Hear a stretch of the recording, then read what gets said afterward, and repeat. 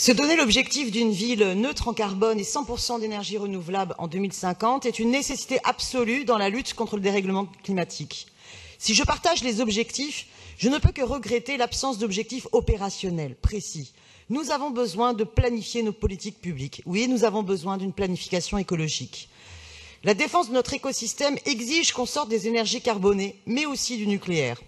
Le nucléaire est une énergie dangereuse, aux déchets que nous ne savons toujours pas traiter, en témoigne le scandale de Bure, et qui plus est, une énergie coûteuse. Je tiens à remercier et féliciter les nombreux Parisiens et Parisiennes qui ont participé à la votation citoyenne pour la sortie du nucléaire, qui a été initiée par la France Insoumise et à laquelle participaient nombre d'écologistes et militants antinucléaires. À Paris, ne croyons pas que le tout électrique soit la solution. Il n'existe pas de véhicule propre. Pour atteindre la neutralité carbone, soit une différence nulle entre les émissions de gaz à effet de serre et les émissions absorbées ou évitées, il faut assumer de toujours plus réduire l'emprise de la voiture. Et là, je voudrais faire une parenthèse sur les voies sur berge. On aura le débat demain. Mais oui, moi, je soutiens la piétonisation des voies sur berge.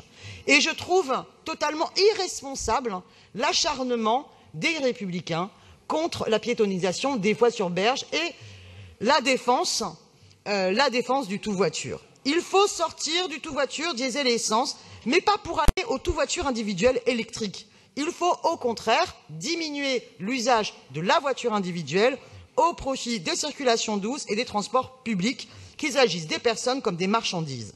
Et d'ailleurs, là, on est dans un contexte bien particulier. Demain aura lieu une grande bataille du rail. Elle ne se terminera pas demain. Elle commence de manière forte, symbolique, demain. Et cette bataille du rail, c'est la bataille de tous les citoyens et les citoyennes. Ça n'est pas simplement la bataille des cheminots, c'est notre bataille à toutes et tous. L'ANAPROFER, association, base ses propositions sur le constat que si l'on assurait les 2/3 des transports français par le rail, on économiserait plus d'énergie que n'en produit le nucléaire.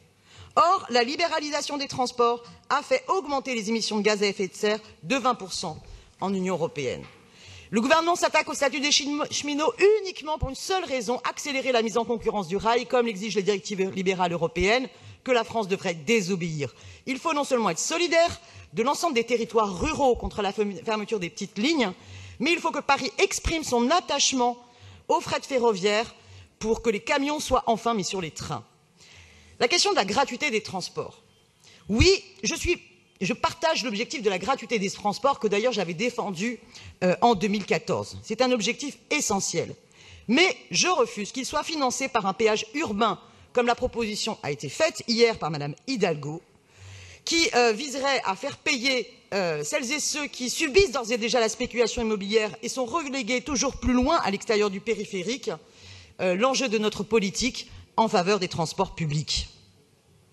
Concernant la sobriété énergétique, j'estime qu'il faut accélérer, amplifier tout ce qui relève de la réhabilitation des rénovations énergétiques du logement social.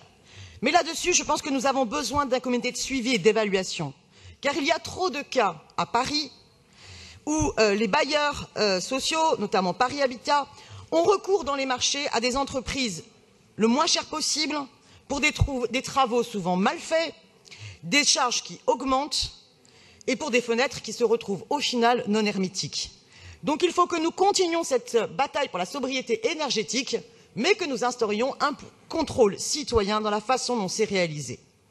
Concernant la création des énergies renouvelables, je pense qu'il faut être beaucoup plus ambitieux dans le développement à la fois de la géothermie, des panneaux solaires, et aussi innover les énergies renouvelables via la Seine. Et je pense, pour finir, qu'il faut assumer de ralentir la vie en ville. On a eu le débat hier sur la question du travail du dimanche. Eh bien, il est totalement anti-écologique de vouloir que le dimanche, la vie soit finalement comme les autres jours de la semaine. Non seulement parce que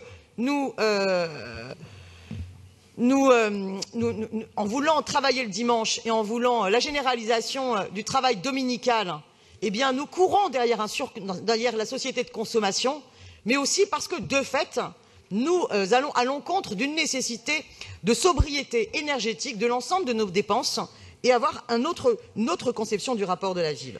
Il y a évidemment plein d'autres sujets que je n'aurai pas le temps d'aborder, mais j'aurais aimé aborder au moins en clin d'œil la question de la défense de l'agriculture bio et en circuit court, Je déposerai un vœu sur la question d'Europa City qui me semble nécessaire car Paris doit penser le territoire plus général. Et pour terminer, si nous voulons une ville qui réduise totalement son empreinte carbone, elle doit permettre de repenser l'aménagement du territoire pour réduire les distances domicile-travail. Cette question-là est essentielle et je trouve, hélas, que nous ne débattons jamais de cette question centrale. Je vous remercie.